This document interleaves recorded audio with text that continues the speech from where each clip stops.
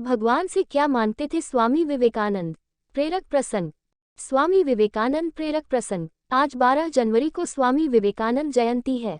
आप सभी को शुभकामनाएं। आइए इस अवसर पर हम स्वामी जी से संबंधित के रोचक प्रसंग जानते हैं।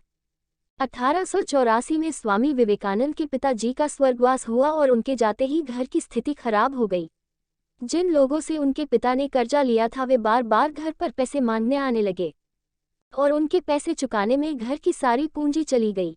उनकी चाची ने उनके परिवार को घर से अलग कर दिया। अब 7 सदस्यों के परिवार का भार नरेंद्र स्वामी विवेकानंद के ऊपर आ पड़ा था।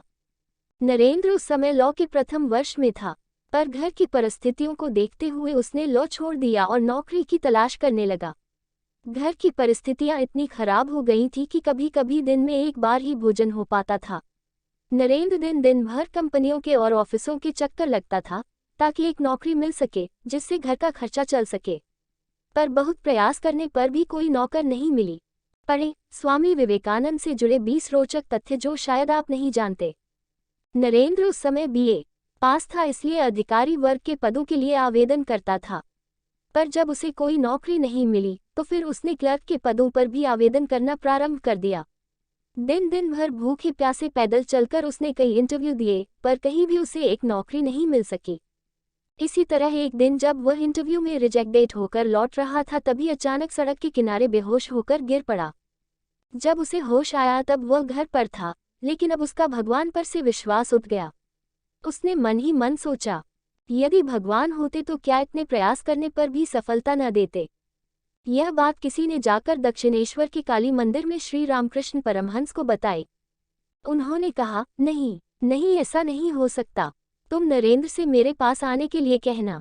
कुछ समय बाद नरेंद्र रामकृष्ण परमहंस के पास आए तो उन्होंने मंदिर में मां काली की प्रतिमा के समक्ष जाकर कुछ मांगने के लिए कहा।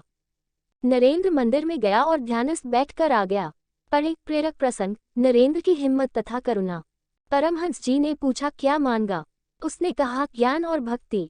परमहंस जी ने कहा, तुमने आपने घर की समस्या के बारे में तो कुछ मांगा ही नहीं। जाओ फिर से जाओ और अपनी बात कह कर आओ। ऐसा 3 बार हुआ, पर यह पूछने पर कि उसने क्या मांगा एक ही जवाब मिलता, ज्ञान और भक्ति। परमहंस जी ने कहा, तुम अपनी समस्या के बारे में क्यों नहीं कुछ मांगते? नरेंद्र ने उत्तर दिया, क्या ईश्वर से इतनी तुच्छ चीजें मांगूं? परमहंस जी मुस्कुरा रहे थे और समझ चुके थे कि नरेंद्र का ईश्वर से विश्वास नहीं उठा है। वह निराशा के कारण ऐसा बोल गया। यही नरेंद्र आगे चलकर स्वामी विवेकानंद हुए और शिकागो में दिए अपने भाषण से संपूर्ण विश्व में विख्यात हुए। मित्रों, नरेंद्र जिस दौर से गुजरा वह दौर बहुतों की जिंदगी में आता है, पर ऐसा होने पर आप घबराए नहीं और निराश तो बिल्कुल भी न हो। ईश्वर ने आपके लिए कुछ और सोच रखा है। सोचिए, अगर स्वामी विवेकानंद की एक क्लर्क की नौकर लग जाती तो क्या होता? आज हम जिस रूप में उन्हें जानते हैं शायद उस रूप में नहीं जानते। इसलिए ईश्वर पर विश्वास रखो और सदैव अपना लक्ष्य प्राप्त करने के लिए प्रयासरत रहो।